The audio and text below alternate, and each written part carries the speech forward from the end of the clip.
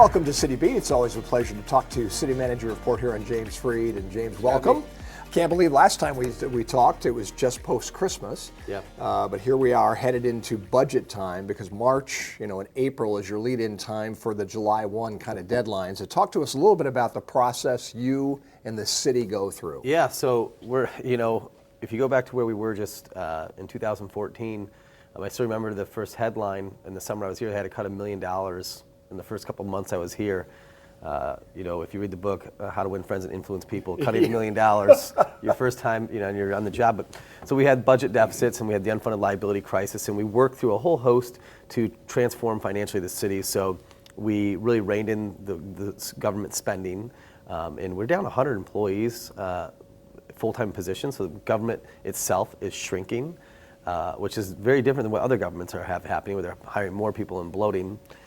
Then we worked with our community to pass the police and fire millage and the public safety and the Parks and Recreation millage. And we've been able to maintain public safety funding. We're also investing in Parks and Recreation because of that. And then the third component was restructuring the liabilities, the unfunded liabilities from our pension and retiree health care costs. And that's about $140 million there that we had a liability on. So between all of that, we were able to save the taxpayers about a total of $114 million. Brought our funding rates up. Our pension was funded at 43%, now close to 90%. Our retiree health care was only funded at 28%. Wow. And now today it's about 76%. That's really good for the community. I call it the hidden tax on city services, is we could be providing better services, but we're having to pay these unfunded liabilities. And so although you don't see that on your tax bill, it is a reduction in service. And so protecting core services and restructuring liabilities, that was the first step. Now we're in just the annual budget development. During this process, we use what's called a zero-based budgeting strategy. Just because we spent money in one area last year does not mean we're going to spend money in that area this year. So every line item, we justify, why do we need $1,000 for postage in this line item? Why do we need paper cost here? The reason for the zero-based budget strategy is it allows us to look at justifying every expense every year and to make sure it aligns with the priorities the mayor and council put out there. The mayor and council set the direction of the city and the goals of the city, and we say, okay, where does our spending align with the policy objectives that the mayor and council are pursuing? One of the big things we have to focus on is capital projects. We want to make sure infrastructure funding, roads, water and sewer lines, we want to make sure we're keeping pace, replacing water lines and sewer lines. Water lines right now, it's $400 a linear foot to replace a 20-inch water line. So just put that in perspective, how much water line we have, miles and miles of water line in the city. We want to make sure we replace it. Also, lead service line replacement. The state has mandated that we replace lead service lines about 25% each year. That's about a $15 million capital project over the next 5 years that we have to work into our budgets. And so, first and foremost priority is police and fire. I tell them, not all departments are the same. We have to prioritize statutorily police and fire. And so with our police and firefighters, there's a lot of pressures in the general fund. Just like you have at home, inflation has caused our commodity prices to go up. And about 28-30% of the budget, the general fund, is actual supplies. And so we're seeing a 20-30% increase in our supply budget. If you look over at the water and sewer fund, the vast majority of supplies, because they have less people, more capital heavy. Our chemicals that we use to treat our water and our biosolids have gone up almost 300% over the last 3 years. That's just wild. And so in the general fund, the revenue goes up about 2 to 3% every year, but our costs are going up higher than that. And so we have to be good stewards and look at every line item and how do we keep the governance within the amount of revenue we have. And so you have rising healthcare costs, you have inflation, you have rising costs for our pension debt. But moreover, with police and fire, that's a huge talent shortage. And so how do we retain officers? How do we recruit new officers? And make sure we're paying on par with other municipalities. Right now, I think our officers are underpaid compared to comparable communities. And it's not like the old days where we had the pension, which was the golden handcuffs. We don't have the pensions anymore. So for these officers who are working 3 or 5 years with us, they can just transfer to another community and make more money. And so it's really important that we retain that talent, because when we hire a new officer, that's a huge investment. Not only do we have to outfit them with the equipment and body armor and all of that, but the training, the continued professional development we offer those officers. We don't want to make that investment into an officer or a firefighter and then have them leave a few years down the road because we lose our investment. Not only do we lose the talent, but we lose the investment. So when I developed this budget, I'm going to put a lot of focus on talent retention and making sure that we take care of our police officers and our firefighters. So when you talk about zero-based budgeting, do you actually then just take last year's budget, zero out all the Yes. lines and say, okay, let's start from scratch? Yes. You know you have certain things that have to go in the budget. You mentioned Yes. police and fire, you have your pension liability, you have supplies that are going to remain fairly constant, if not rise. So is that kind of how you do it? Yeah, we do. But in the general fund, and the reason why I say the general fund, water and sewer funds, they're statutorily separate, segregated. Same with the streets. The general fund is your police, fire, general government, parks and recreation. About 70% of the general fund is salaries and wages and fringe, which means it's people. You're funding police officers, firefighters, rec coordinators, the actual people who are running the government. And so whenever we have retirements, which we have a few coming up, we have to continuously look at those positions. Do we actually need to replace that person? Can we merge those job duties? Can we use new technologies to offset the need for that position? As technology increases, the size of government should decrease. We should be getting efficiencies. And so it's very easy in government because you have a continued revenue stream. Meaning if I give you terrible customer service, you're still going to pay your property taxes. And so we have to make sure that we continue to make government right-sized, to live within our means, even though we have a guaranteed revenue stream to a certain degree. But that only goes up, again, 2 to 3%. State revenue sharing has been stagnant as well. So we'll get through this budget, we'll balance it out, but I really want to look at enhancing quality services. I want, I've said before, Port Huron has to be a community of choice. And so safe streets, vibrant downtown, stable operating environment. And part of the safe streets is good police and fire. Our crime rate is down to historic lows. We haven't had crime rate this low since the 60s. 30-40% drop in crime rate across the city. Well, that's because of the hard work of our officers. I don't want to lose the ground we've gained. And so we're going to continue the investment in police and fire. Look at fire deaths and structure fires in the city of Port Huron. They're relatively down. The life safety, the emergency response. We don't have people dying in house fires very much anymore because of our amazing fire department. And so we don't want to lose the ground we've gained. So whether that's be inspection and compliance with our fire code and making sure that our firefighters have everything they need, I really want to focus on those two areas and make sure that we protect those services, which is a tall bill, especially given the operating environment we have right now. You mentioned something that I thought was key, and I think that's where you and I really can see eye to eye on doing a budget. I used to do education budgets, you do the city government budget, but reducing through attrition, I think, is a huge part of what you do. And to explain to the public what I mean on that is, you have this many people in your workforce, you can predict within a pretty good reasonable amount the number of people that are going to retire and when they're going to retire. Yep.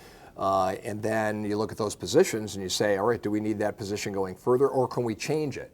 Can we hire somebody in a different role?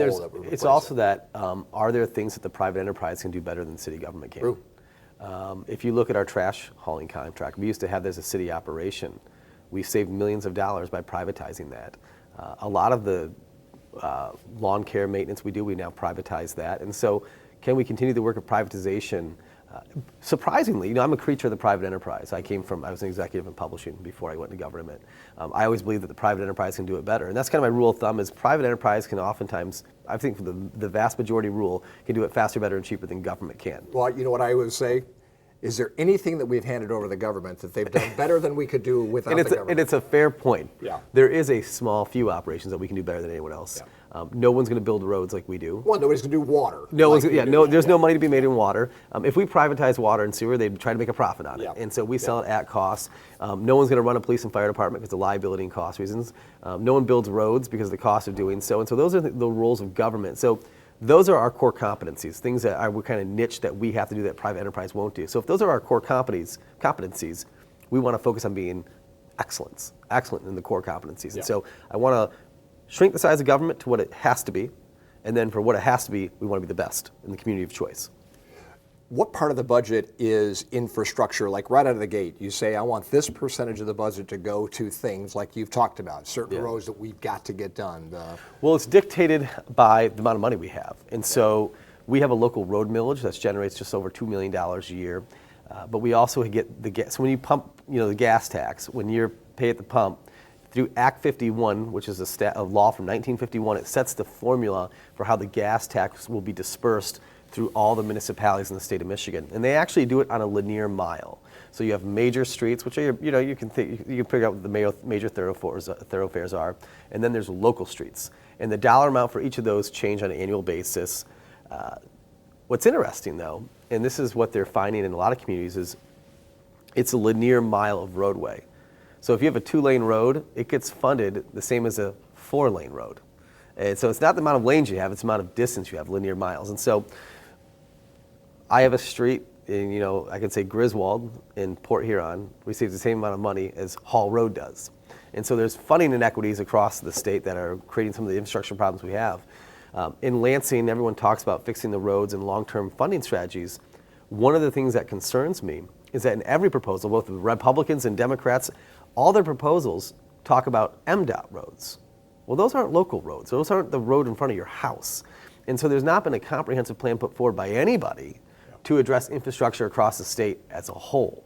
So fixing the highways and MDOT roads, that's great, but there's hundreds and hundreds of miles here in Port Huron of local streets that we have to maintain and fund. That doesn't help Gratiot. No, but if you look at what we've been able to do, we've been able to, the mill and fills projects, we're doing about 3 to 4 miles of road each year. We're really hitting the neighborhoods. We did the central part, started in South Park, the central part of the city with mill and fill projects for the last 3 years. Around the hospital area, around SC4 and the hospital, that neighborhood within there is going to be the focus of funding this year. And so you're going to see a lot of water and sewer main replacement and those roads rehabbed. I mean, you go down Kearney Street, and in fact, the hospital CEO called me up one time jokingly. He said, did I tick you off somehow? And I go, well, he goes, this road's so bad. Are you mad at me? And I'm like, well, I can't replace the asphalt when the water and sewer is collapsing underneath it as well. We don't want to throw good money after bad. And so now we've got the plan to get the water and sewer replaced. And so those pieces of infrastructure will be redone this year. Designed and rebuilt this year. Also, it's an opportunity to partner with SC4 on Stone Street. Stone Street is no longer needed because the fire station has moved, and that runs right through their campus. Mm-hmm. So working on abandoning Stone Street and making more green space with SC4 so their student body can have more possibilities there. That's a conversation that's ongoing as well. Probably, maybe not a quarter mile, but it's from, I mean, it's probably that, right? 66 feet wide all the way through their campus. Yeah. So we really want to partner with SC4. I think also the Erie Street corridors, we do improvements with Erie Street. We have a new $16.5 million housing project that got funded by the state. So they received their funding, and that means boots on the ground and shovels will be going in this fall, which will be exciting to see that 4-story mid-rise pop up there. I think it'll change the skyline of the city. But that's real opportunities with that corridor to partner with SC4 on how can we. I really want to bridge SC4 and the McLaren campus and that housing project all together. I think SC4 is one of the greatest assets the city has. More students are going there. Their enrollment is up with their on-campus housing, allowing people to live there. Being a college town is a really good thing. Yes, it is. One of the things that's interesting, 80% of the nursing staff that is employed by McLaren was SC4 alumni. Think about that, 80%. So if you're a high school kid, you can go to SC4 and literally exit with a career right down the street. And keeping our young people here, allowing them to find ways to provide for their families, I'm under that belief that young people don't leave the community because they want to leave home. They leave the community because they didn't have the opportunities. And so providing those education and job opportunities here, it helps us keep our youth, and that's also our greatest asset. One of the things you talked about a little earlier was the infrastructure, but I think you've done a good job of aligning. You had to do sewer separation as well. So no sense redoing a road when a year later it's on the docket to do sewer separation. So I think you've done a good job of molding that all together and saying, let's make sense of this. It's common sense, but you'd be surprised how many people across the state weren't doing. In fact, when Governor Snyder was the governor, he had to pass a law called the Complete Streets Act, where you looked at water and sewer before you could get state aid. So if McMorran, Fort Street, Gratiot, these are all projects that received either federal block grant or state block grant money to help fund those projects. So they dictate, hey, when we're doing this project, you have to look at water and sewer and all your infrastructure. Not only that, work with your telecom communications and your electric company to make sure, and gas company, if they have anything that needs to be done, get it done now so we're not ripping up good streets down the road. And when you rip up a good street, it never goes back together. Well, and the people, I've seen this happen. You've seen this happen. Yep. You go, didn't they just tear this up a year and a half ago? Yes. And now they're going back in, and did they Yes. not know they were going to have to do the Yes. infrastructure underneath? So it's actually, when we sit down with our capital planning, we sit down around the table with all representatives from all those different entities. So there's a DTE, Semco Gas, Verizon, Charter Communications. All of them are at the table reviewing our capital improvement plan. Back to the budgeting is one of the things we do, and this is we run a $130 million operation. We have 549 employees. And so it sounds like it's complex, right? It's the same budgeting techniques that a mom or dad does at their kitchen table. It's just quantified by 1,200 lines, but it's the same basic principle of budgeting. What we have done, one of the things I implemented when I became the city manager, was they were passing 12-month budgets. Well, we need to look beyond 12 months. So with every budget I have passed since being here, not only do you have the budget for the current fiscal year coming up, but we also do forecasting for 3 years. And the reason for that is you need to see the financial consequences of the decisions that are being made and also map out the trajectory. Is this sustainable? Are we going to have issues in a few years? And when you're just looking this far down the road, you can't see the cause and consequences of some of the financial decisions we've made, whether it's hiring a couple people or reducing a position. So now the multi-year budgets have become normalized, where we have multi-year budget projections. So when the council adopts their budget, they're getting multi-year projections as well, so they can look outward. And that helps with not only avoiding issues, but it also helps with capital planning. Yeah. When can we afford to improve this park or this road? When can that be done? We can now see it. So if you go on porthuron.org/open government, we upload all these financial documents in the corresponding capital planning documents. So the master plan, the CIP plan, the capital improvement plan, all of that we are able to let the public read and see. Yeah. You mentioned $130 million. What the public doesn't realize, I think, is that if you took that $130 million in a corporate sense, you'd be in the top 2% of companies in the nation, size-wise, budget-wise. That's why it's very hard to get city managers, because we all came from private enterprise. I can go to the private enterprise right now and make 3 or 4 times what my salary is. But I love what I do, and I love public service. But yeah, it's a large industry. We are one of the largest operations in the county and one of the largest employers. Yeah. When we come back, let's talk about kind of goals for 2025 and beyond. Excellent. We'll return with James Freed as we continue on City Beat in just a moment. Lake Huron Medical Center, our dedicated staff are committed to providing comprehensive care that meets your individual needs. We take time to listen to your concerns, understand your needs, and develop a customized treatment plan just for you. Trust in our expertise, experience our compassion, and let us be your partner in achieving optimal health. Visit us today and discover the Lake Huron difference. Welcome back to City Beat, and it's our pleasure to have James Freed from the City of Port Huron as its city manager. James, we talked about the budget in the first segment. Now let's talk about, and I know you always are looking out 3 to 5 years. You talked about the budgeting process of that, but certainly you and the council and the mayor all have goals for what you'd like to see happen. Then that turns into what it would cost to maybe achieve those goals. But talk about your process for aligning that. So, specifically the target areas of what the focus areas are for the city. So right now the focus areas are housing and infrastructure. 2 of the biggest issues we're facing right now is, one, onboarding workforce housing.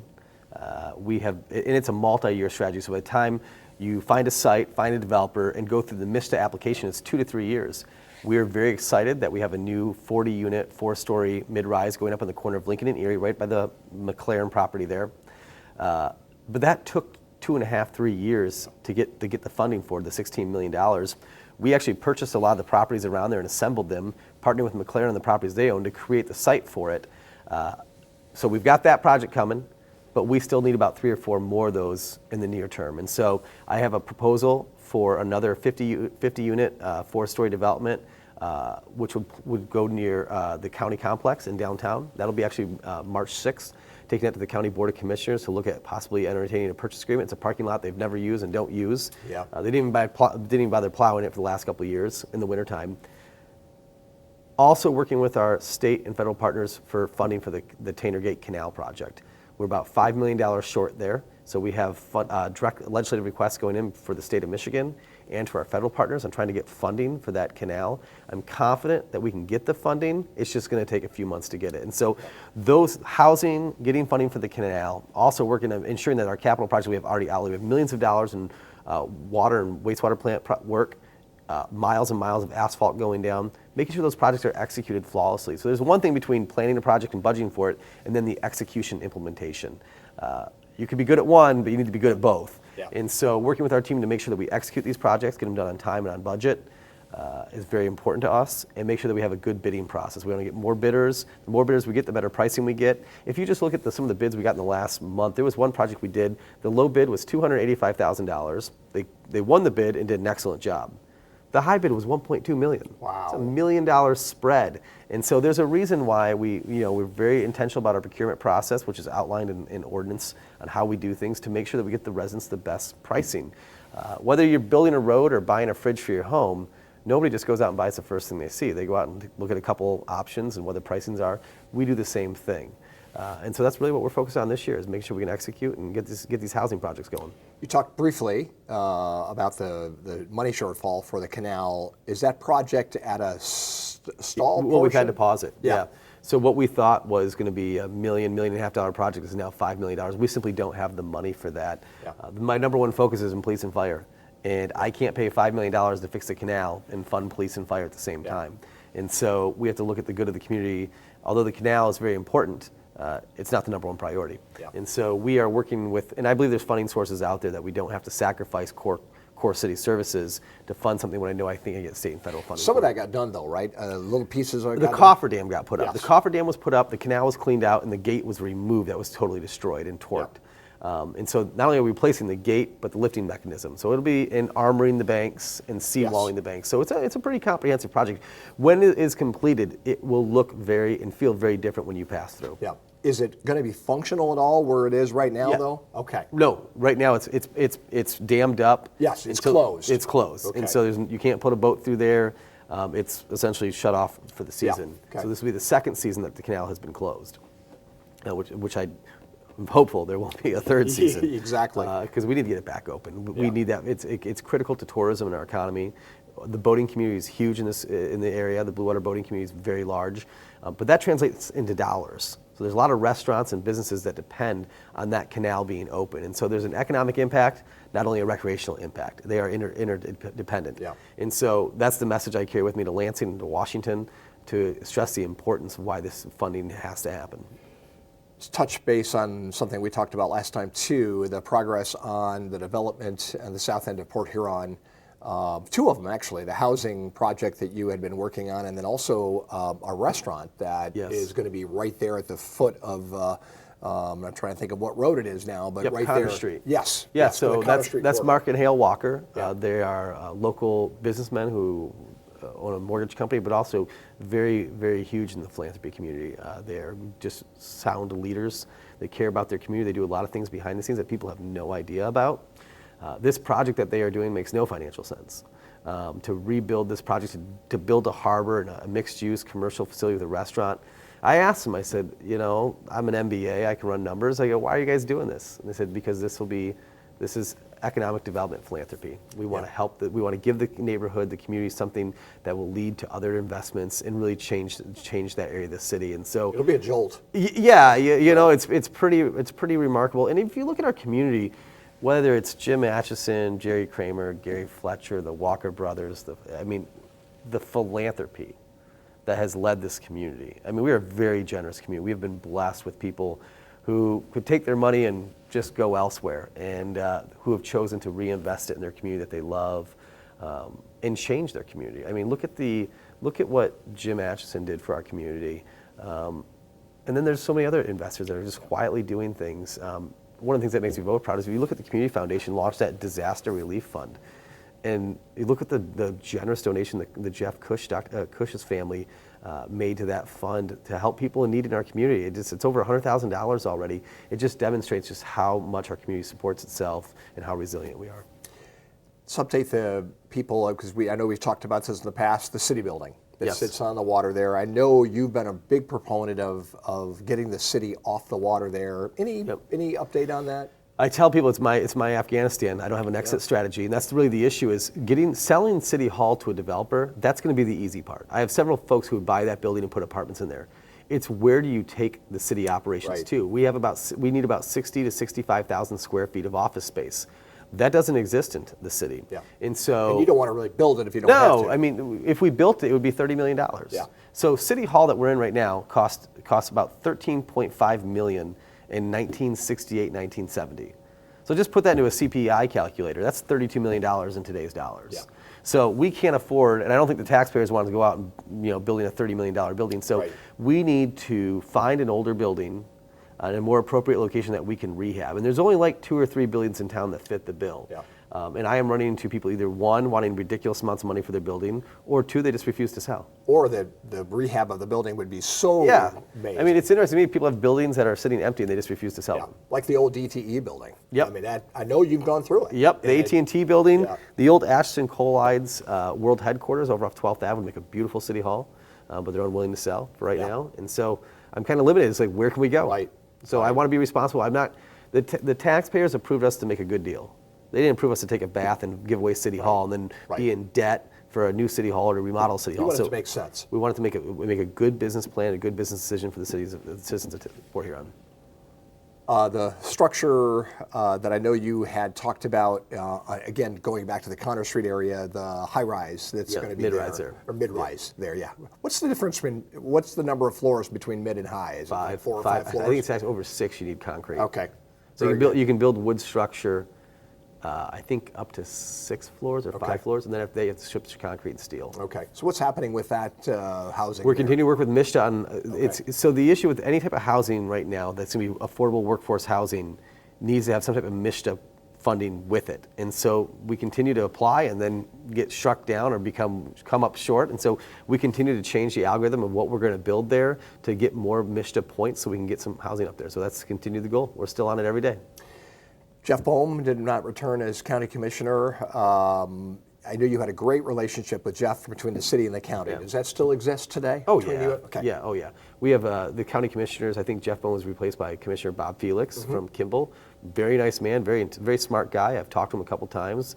We have different opinions on a few things, but he's very smart, very easy. You can call him up and he's easy to talk to. He's more than willing to have a conversation, which is that's half the battles. Yes, you is. sit down and have a conversation with someone. So I find him to be just very workable, nice guy, and knowledge.